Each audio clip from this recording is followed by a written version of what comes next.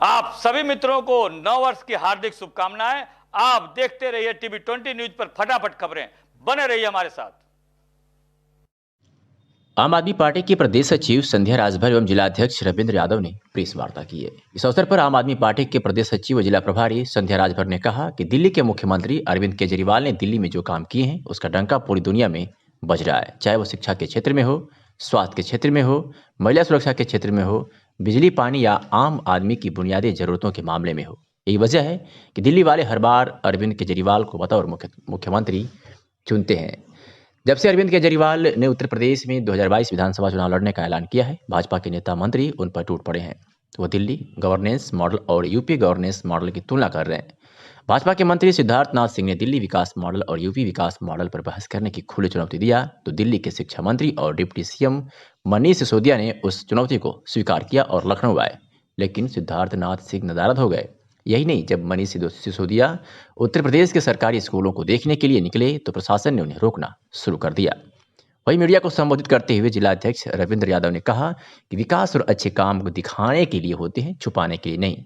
जब उत्तर प्रदेश सरकार ने सरकारी स्कूलों को छुपाना शुरू किया तो स्कूलों की हालत दिखाने के लिए आम आदमी पार्टी उत्तर प्रदेश प्रभारी राज्यसभा सांसद संजय सिंह की अगुवाई में सेल्फी विद सरकारी स्कूल अभियान शुरू हुआ, जिसके तहत प्रदेश के हर जिले के कार्यकर्ता सरकारी स्कूल के साथ जाकर सेल्फी ले रहे हैं। आजमगढ़ में कांग्रेस कमेटी के उपाध्यक्ष तेज बहादुर यादव के नेतृत्व में कांग्रेसियों ने पीड़िता ममता देवी निवासी मोहल्ला मातवरगंज सदर आजमगढ़ के मकान में कुछ दबंगों द्वारा ताला बंद कर दिया गया, जिसको खुलवाने की मांग को लेकर 2 सूत्रीय मांग पत्र जिलाधिकारी को देकर मांग किया कि पीड़िता के मकान का ताला अविलंब खुलवाया जाए एवं दोषियों के विरुद्ध उचित कानूनी कार्रवाई की जाए। तेज बहादुर यादव ने बताया कि पीड़िता ममता देवी के मकान में कुछ दबंगों द्वारा अवैध ढंग से ताला बंद कर दिया गया है, जबकि वह पीड़िता का पैतृक मकान है। उसके मकान को दबंग कब्जा करने की फिराक में है।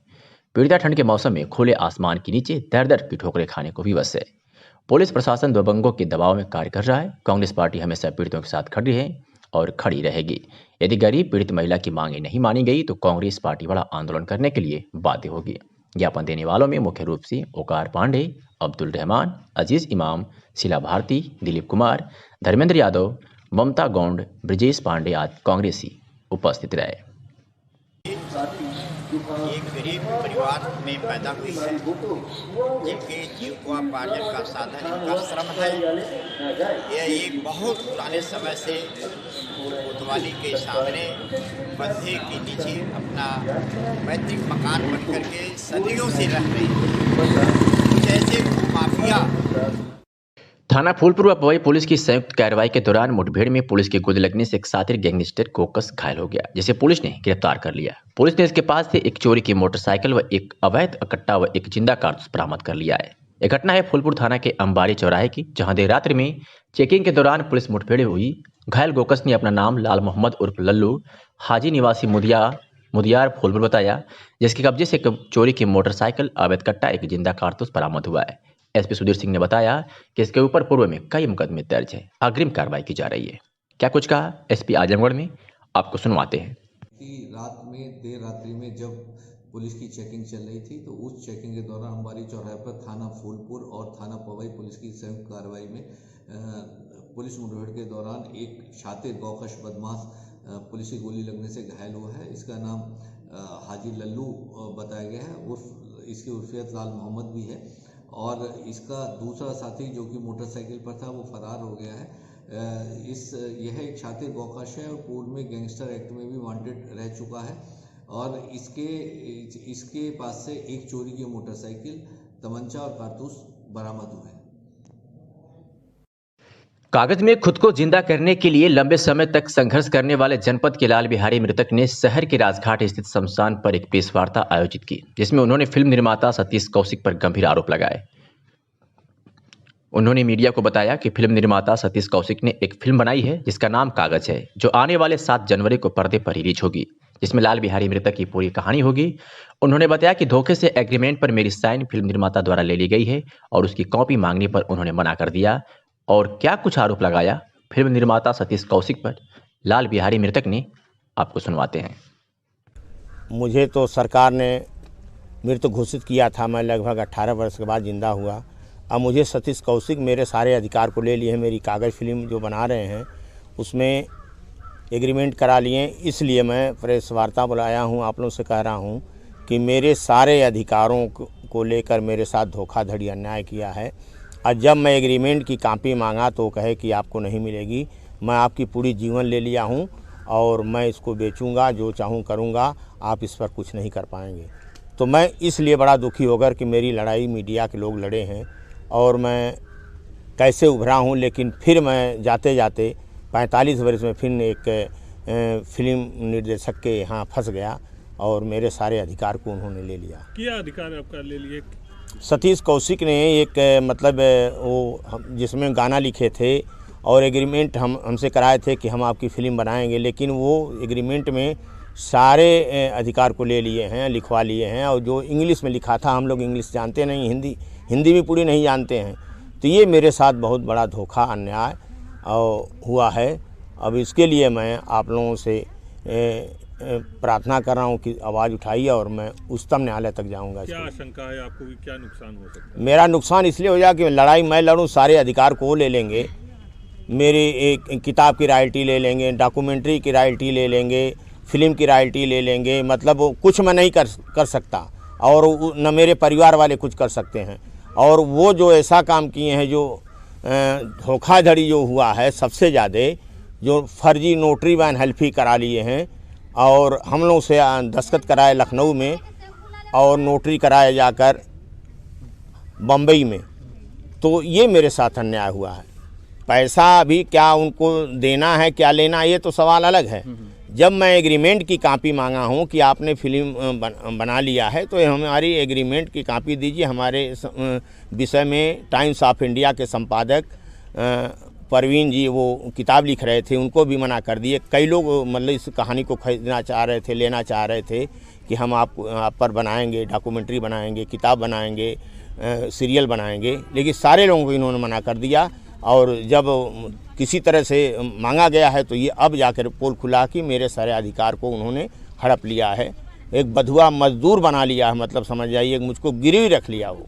तो आपकी आगे की रणनीति क्या होगी? कोर्ट जाएंगे आप कैसे? हाँ बिल्कुल, मैं कोर्ट जाऊंगा और उसके अन्याय के विरुद्ध आवाज़ उठाऊंगा। कानूनी कार्रवाई उनके ऊपर करेंगे? हाँ बिल्कुल करूंगा। तो आपको कितना आर्थिक नुकसान हुआ इस घटनाक्रम से? अब देखिए, एक तो मेरा जो सामाजिक तौर से नुकसान हुआ है, आर्थिक नुकसान मतलब 18 बरस में कई बार कई लोग फिल्म बनाने आए, डॉक्यूमेंट्री बनाने आए, किताब लिखने आए, सभी को मना करते रहे। तो अब समझ जाइए कि मेरा तो बहुत नुकसान हो गया है। मैं इसकी क्या बताऊं, मेरी कीमत तो चली गई और कीमत के साथ साथ मेरे सारे पूरे पिछले इतिहास को उन्होंने ले लिया ना। मैं लड़ाई लड़ता रहूँगा, वो मेरी कहानी को बेचते रहेंगे, लाभ लेते रहेंगे। तो आप क्या चाह रहे हैं? फिल्म जो आपके नाम पे हो रही वो कागज है वो रिलीज हो या ना हो? नहीं, मैं तो चाह रहा हूँ कि फिल्म रोक दिया जाए, रिलीज ना हो और जब तक मेरा निर्णय न हो जाए। तो कोर्ट में आप जाएंगे, इसमें दरखास्त करेंगे? हाँ, माननीय उच्च न्यायालय तक हम जाएंगे, बिल्कुल जाएंगे। तैयारी हमारे वकील साहब कर रहे हैं। उत्तर प्रदेश शासन के पुलिस उप महानिरीक्षक हीरालाल अब पुलिस महानिरीक्षक हो गए हैं और आज से उन्होंने डीजीपी मुख्यालय में पदभार ग्रहण कर लिया। ज्ञात हो कि हीरालाल आजमगढ़ के अतरौलिया के रहने वाले हैं, जो एक कर्मठ प्रशासनिक अधिकारी के साथ ही संगीत व खेलकूद में भी रुचि रखते हैं। हीरालाल इसके पूर्व में भी पूर्वांचल के कई जिलों में पुलिस अधीक्षक के पद पर उनकी तैनाती रही है और उन्होंने अपने कार्यकाल के दौरान कानून व्यवस्था नियंत्रित रखने में बेहतर भूमिका निभाई है, जिससे इनकी प्रशासनिक क्षमता व लोगों के बीच लोकप्रियता बनी रहती है। इसके साथ ही इनके पत्रकारों से भी आपसी सामंजस्य देखने को मिला था। आज 9 वर्ष पर मिली बड़ी उपलब्धि पर पूरे प्रदेश से बधाइयों का तांता लगा हुआ है।